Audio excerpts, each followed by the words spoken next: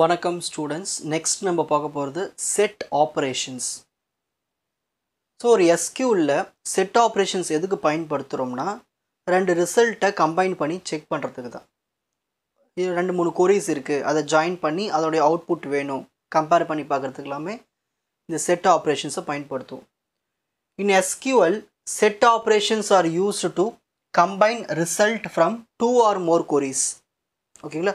So 2 கொரியில் 2க்கு மேற்பட்ட கொரீஸ்லாம் இருந்ததுன்னா அதை நம்ம ஜாயின் பண்ணி பார்ப்போம். அதாவது இங்கே கம்பேர் பண்ணி பார்ப்போம், கம்பைன். ஸோ ஜாயின் ஒரு கான்செப்ட் அது தனியாக இருக்குது. சரி, first primary set operations are union, intersection, except. So first பார்க்க போகிறது யூனியன். யூனியன் என்ன பண்ணோம்? 2 கொரீஸையும் ஜாயின் பண்ணோம், அது கம்பைன் பண்ணும். Combine the result of 2 queries. So first கொரிக்குன்னு ஒரு அவுட்புட் வரும், செகண்ட் கொரிக்குன்னு ஒரு அவுட்புட் வரும். இது எல்லாத்தையும் என்ன பண்ணோம்னா கம்பைன் பண்ணோம். ஏதாவது டூப்ளிகேஷன்ஸ் இருந்தால் அதை ரிமூவ் பண்ணிட்டோம். டூப்ளிகேஷன் என்னது?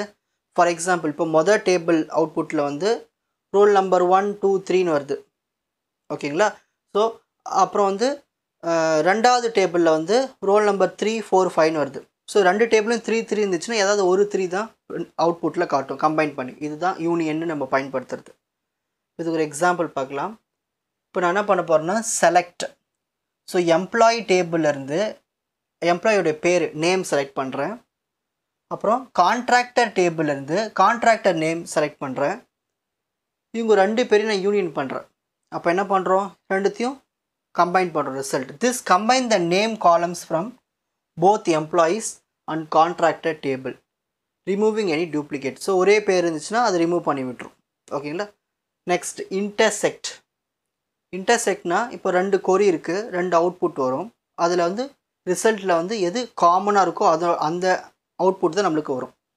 Return only the rows that are common to both queries. ஓகேங்களா? ஸோ 2 கொரீஸ்லேயும் எது காமனாக இருக்கோ அந்த ரோஸ் தான் நம்மளுக்கு அவுட்புட்டில் காட்டும். The number of columns and the data types must be same in both queries. இதில் கண்டிஷன் என்னென்னா காலம்ஸ் கரெக்டாக இருக்கணும். நம்ம டேபிள் சூஸ் பண்ணுறோம்லே அது 2 டேபிள் இருக்கிற காலம் சேமாக இருக்கணும். ஓகேங்களா? அப்படி இருந்தால் தான் இது ஒர்க் ஆகும். இது ஒரு எக்ஸாம்பிள் பார்க்கலாம். எம்ப்ளாயி டேபிள்லேருந்து நான் எம்ப்ளாயோட பேரை சூஸ் பண்ணுறேன். கான்ட்ராக்டர் டேபிள்லேருந்து கான்ட்ராக்டோடைய பேரை சூஸ் பண்ணுறேன். சூஸ் பண்ணிவிட்டு நான் இன்டர்செக்ட்னு கொடுக்குறேன். அப்போது இந்த 2 டேபிள் யாரோட பேர் எந்த ரோ வந்து சேமாக இருக்கோ அதை நம்மளுக்கு அவுட்புட்டில் காட்டும். This will return only the names that appear in both employees and contractor table. So எந்த ரோவில் ஒரே பேர் இருக்கோ அந்த டேபிள் இந்த டேபிளையும் கம்பைன் பண்ணி பார்க்கும்போது அந்த அவுட்புட் மட்டும் நம்மளுக்கு காட்டும். Next third one, except. Return the rows from the first query that do not exist in the second query. இப்போ ஃபார் எக்ஸாம்பிள் இப்போ ஃபஸ்ட்டு கொரியில் அவுட்புட் வந்து A, B, C, Dன்னு வருதுன்னு வச்சுப்போமே. அப்புறம் செகண்ட் கொரியோட அவுட்புட்டில் வந்து B, C, D, E இருக்குன்னு வச்சுப்போமே.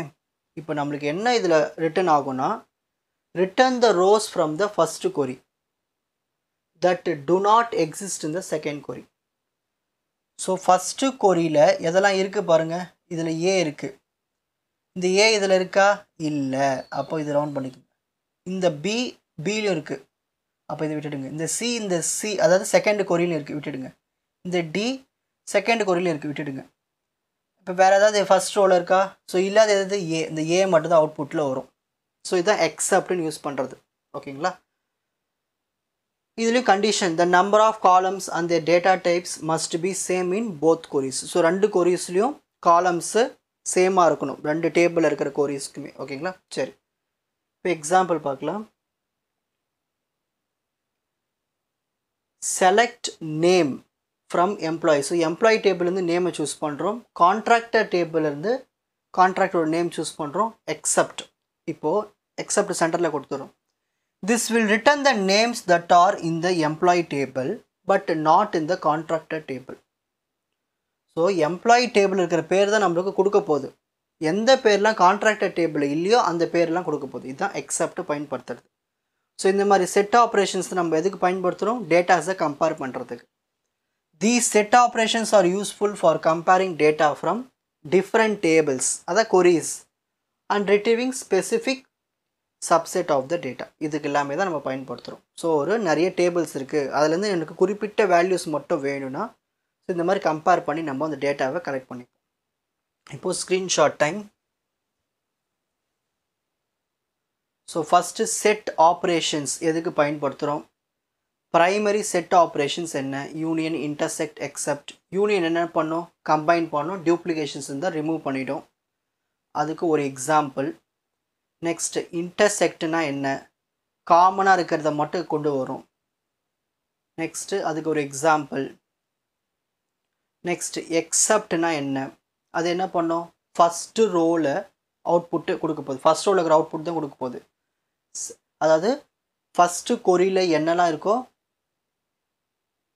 அதே செகண்ட் கொரியில் இருந்துச்சுன்னா அதை ரிமூவ் பண்ணிவிட்டு ஃபஸ்ட்டு கொரியில் இருக்கிற பேலன்ஸ். நெக்ஸ்ட் தேர்ட் ஒன் எக்ஸப்ட்டுக்கான டெஃபினிஷன். அதுக்கான நெக்ஸ்ட் எக்ஸப்ட்டுக்கான டெஃபினிஷன், எக்ஸாம்பிள், ஃபைனல் கன்க்ளூஷன்.